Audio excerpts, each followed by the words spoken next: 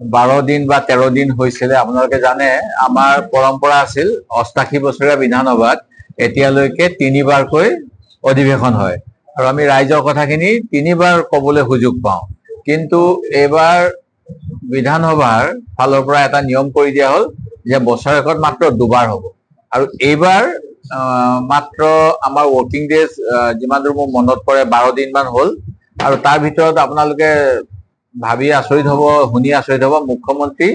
প্ৰথম দিনা তাৰপিছত বোধকৰো 2 দিন, মাত্ৰ 3 দিন তেখেতে উপস্থিত থাকিলে। আৰু ইমান ডাঙৰ এখন ৰাজ্য য'ত বহুত কথা ৰাইজে মুখ্যমন্ত্ৰীৰ মুখৰ পৰা শুনিব বিচাৰে, কাৰণ আপোনালোকে দেখিছে মুখ্যমন্ত্ৰী য'লৈকে যায় আপোনালোকৰ বন্ধুবৰ্গক লগ পায়, স্থানীয় সাংবাদিকসকলক লগ পায় আৰু বিভিন্ন কথা কয়। কিন্তু বিধানসভাত কোৱা কথা আৰু বিধানসভাৰ বাহিৰত কোৱা কথাৰ যথেষ্ট এটা গুৰুত্বৰ বা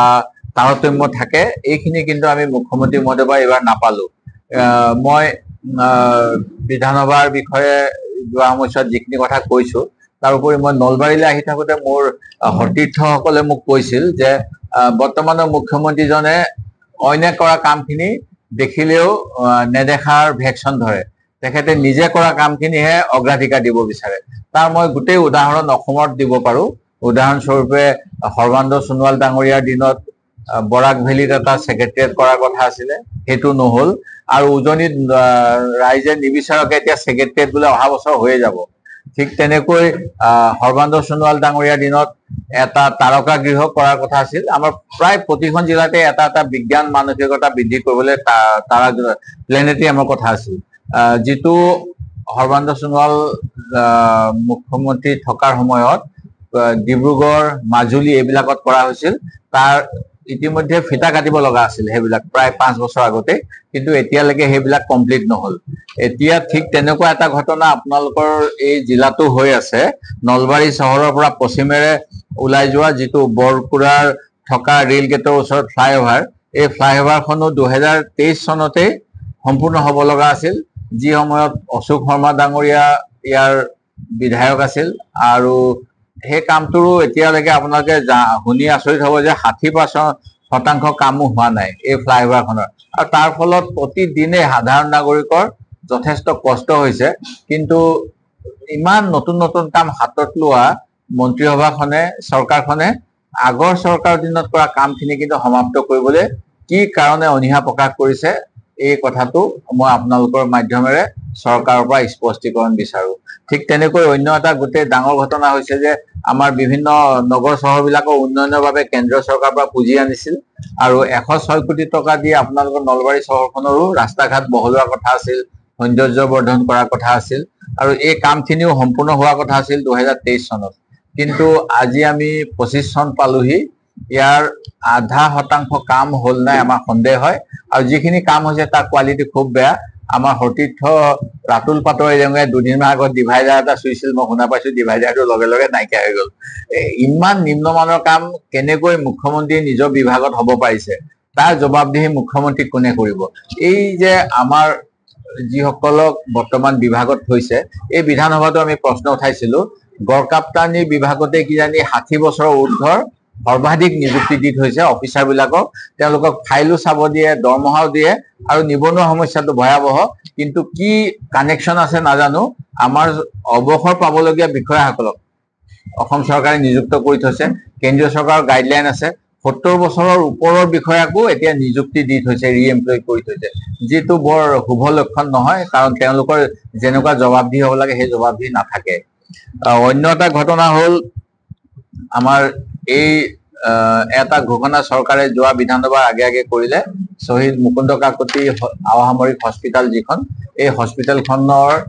ইয়াতে সকলোখিনি কাম কাজ পুনৰ কৰা হ'ব বুলি ক'লে। কিন্তু মই আমাৰ মাজত উপস্থিত জ্ঞানেন্দ্ৰৰ লগতো কথা পাতি গম পাইছো যে যেনেধৰণে হ'ব লাগে এইখিনি হোৱা নাই আৰু পুৰণা নতুন হস্পিটেলতো বিল্ডিং যিমান আছে সেই অনুসৰি সুবিধাখিনি পোৱা নাই। আনকি চৰকাৰৰ হস্পিটেল এখন হ'লেই অকল হস্পিটেলখনত ডাক্তৰ থাকিলে নহয়, তাৰ নিম্ন খাপৰ যিসকল কৰ্মচাৰী লাগে, টেকনিকেল ষ্টাফ, লেবৰেটৰী ষ্টাফ অথবা ward boy, ward girl, cleaner, driver, এইবিলাক আজি বছৰ বছৰ ধৰি অসমত নিযুক্তি দিয়া হোৱা নাই। তাৰ ফলত তেখেতসকলে খুব ন্যূনতম মজুৰিত কাম কৰি আছে ৩,০০০ টকা ৪,০০০ টকা যেটো আমাৰ হস্পিটালৰ পৰা এটা কালেকশ্যন আহে আৰু এটা বছৰকত এটা আনটাইড ফান্ড দিয়ে এই দুইটা ফান্ডেদি এই গোটেইবিলাক কথা জোৰা তাম্বলি মৰা সম্ভৱ নহয় কাৰণ চিকিৎসা সেৱা ফ্ৰী বুলি কোৱাৰ পিছত চৰকাৰে পুঁজি আবণ্টন কৰোঁতে দেৰি কৰে আৰু এই লোকসকলকো এনেকৈ ন্যূনতম মজুৰি যি সময়ত অসমৰ বাহিৰত অতি কমেও 15,000 সাধাৰণ শ্ৰমিকৰ বাবে আপোনালোকে চাব আজিও এখন কাকতত এটা বাতৰি ওলাইছে এই বিষয়টো লৈ ময়ো বিধানসভাত আলোচনা কৰিছিলো অসমত যোৱা 10 বছৰত ন্যূনতম মজুৰি ৰিভিজন হোৱা নাই যাৰ ফলত আমাৰ অসমত কোনো শ্ৰমিকে কাম কৰিলে তেখেতসকলে যিমান পায় কৰ্ণাটক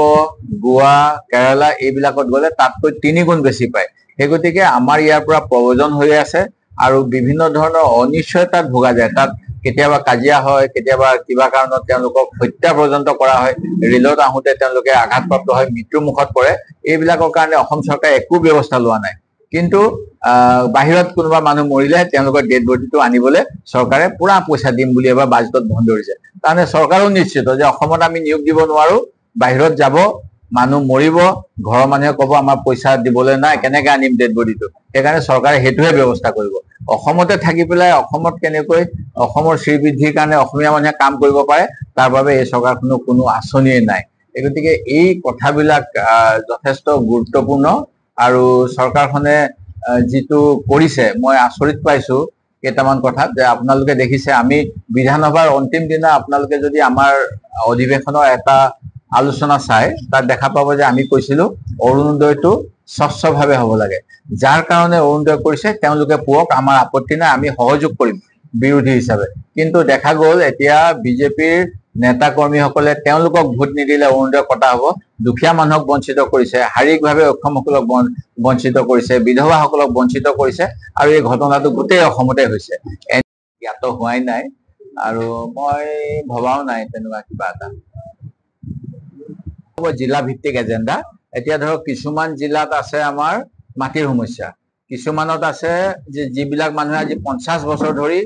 ৰিজাৰ্ভ ফৰেষ্ট বুলি এতিয়া প্ৰপ'জ ৰিজাৰ্ভ ফৰেষ্ট কৰা হৈছে সেইবিলাকত চৰকাৰে বহুৱাইছে সেই মাটিবিলাকক মাটি পট্টন দিয়া নাই ক'ৰবাত উচ্ছেদ কৰি আছে কোনোবা অঞ্চলত আমাৰ বিশেষকৈ উজনিত এতিয়া মই ক'লে অলপমান অসুবিধা হয় কিন্তু যিবিলাক আমাৰ জনগোষ্ঠীয় সংগঠন তেখেতসকলে কৈ আছে যে বিজেপিক আমি এবাৰ শিক্ষা দিম কাৰণ তেওঁলোকে আমাক 6 জনগোষ্ঠীক প্ৰতাৰণা কৰিছে সিদিনা 2 তাৰিখৰ দিনা যিটো চাহ মজদুৰ সংঘ নিৰপেক্ষভাৱে তেওঁলোকে বৃহৎ সংগঠন চাহ মজদুৰৰ তেওঁলোকে গোটেই বাগানবিলাকত বিজেপিৰ বিভিন্ন প্ৰতিশ্ৰুতি ভংগৰ কথা কৈছে সেই গতিকে আমি যদি ভালকৈ তৃণমূল পৰ্যায়ত কাম কৰোঁ এইবিলাকে ইছ্যু আহিব ডাঙৰ মূল্য বৃদ্ধিটো ইছ্যু হ'ব দৰবৰ দাম বাঢ়ি গ'ল এতিয়া কিবা এটা যিটো আমাৰ তাৰিফ এতিয়া US আমি কওঁ যে আমি বিগ ব্ৰাদাৰ মানে কি কয় 56 ইঞ্চি বুকু কিন্তু তাৰিফ যিটো আমেৰিকাই বঢ়াই দিলে তাৰ ফলত নিবনুৱা সমস্যা বৃদ্ধি হ'ব আমাৰ শ্বেয়াৰ মাৰ্কেটত মই আজি গম পাইছো আমাৰ অসমৰ বোধকৰো 40 লাখতকৈ বেছি ট্ৰেডাৰ আছে যিবিলাকে বম্বে ষ্টক এক্সচেঞ্জ হওক নেশ্যনেল ষ্টক এক্সচেঞ্জ হওক বা যিবিলাক ট্ৰেডিং কৰে তেওঁলোকৰ এতিয়া এই ট্ৰেডৰ যিটো তাৰিফ লগাই দিলে তাৰ ফলত তেওঁলোকৰো শ্বেয়াৰত তামাম লোকচান হৈ আছে গতিকে এইবিলাক নিশ্চিতভাৱে মই নিজে ডিচাইড কৰিব নোৱাৰো কোনটো ইছ্যু হ'ব ৰাইজে নিজে ডিচাইড কৰিব যিজনে দৰৱৰ কাৰণে অসুবিধা হৈছে 1200 টকাতো গেছৰ চিলিণ্ডাৰটোৱে নহয়গে কোনোমতে সেই গতিকে এইবিলাক ইছ্যু হ'ব আপোনালোক নথকা হলেও গুৱাহাটীৰ পৰা আমাৰ 4জনকে নেতা যে আহিছে ইয়ালে তৃণমূল পৰ্যায়ত নিশ্চিতভাৱে তেখেতসকলে ফিল্ডত কাম কৰিব লাগিছে সেইটোকে ভৱেশ কলিতা ডাঙৰীয়াই যিটো কথা কৈছে সেই কথাটোৰ লগত মই একমত কেতিয়াও হ'ব নোৱাৰো কাৰণ আমাৰ নেতাসকলে ইতিমধ্যে যোগাযোগত আছে আৰু ইলেকশ্যন ঘোষণা কৰিলে সিদিনা 2 তাৰিখৰ দিনা বোধ কৰো আজি হ'ল 6 তাৰিখ 4 দিনৰ ভিতৰতে আমি গোটেই নমিনেশ্যনৰ কাম ৰেডি কৰিছো আৰু হেমতে কৰা হ'ব আৰু যোৱা সময়ত আমাৰ প্ৰস্তুতি আছিলে আমাৰ মণ্ডল বিলাকৰ সভা হৈছে আমি কেনেকৈ ক'ত যাব লাগিব কেম্পেইন কৰিব লাগিব এইবিলাক সব সিদ্ধান্ত লোৱা হৈছে বেছিকৈ ওলাইছে কৰবাত 2জন কম হৈছে এই কম হোৱাৰ কথাটো মই আপোনালোকক খোলাকে কৈছো এইটো যিটো এটা পৰিৱেশ কৰিছে ভয় ভাবুকি দিয়া পৰিৱেশ যি সময়ত বিধানসভাৰ ভিতৰত বিৰোধী পক্ষৰ বিধায়কক শাসক পক্ষৰ বিধায়কে খেদি আহে তেনেকুৱা হলে গাঁৱত কি আমাৰ বিধান আপোনালোকে খবৰ ল'ব নলবাৰী জিলা আৰক্ষী অফিচত আমাৰ যেতিয়া এছেম্বলি হয় গোটেই অসমৰ পৰা 6000 পুলিচ যায় তাত আমাৰ নিৰাপত্তাৰ কাৰণে এই গাঁৱৰ এজন সাধাৰণ কৰ্মীক যদি এনেকে তই বিজেপিক ভোট নিদিলে তোৰ ঘৰ জ্বলাই দিম কিবা কবলৈ যায়, তেতিয়াহ'লে কেনেকে তেওঁ মুক্ত মনেৰে আহিব? সেই গতিকে এটা অসুবিধা ক'ৰবাত হৈছে, কিন্তু এনেকুৱা নহয় যে আমাৰ প্ৰস্তুতি নাই। দুই এটা জেগাত নিশ্চিতভাৱে অলপ অসুবিধা হ'ব পাৰে, এইটো মই অস্বীকাৰ নকৰো, কিন্তু বেছিভাগ জেগাতে আমাৰ এজনতকৈ অধিক প্ৰাৰ্থী আছে আৰু সেইকাৰণে আমাৰ কমিটি কৰি দিছে কোনজনক দিয়া হ'ব, ভালজনক দিয়া হ'ব।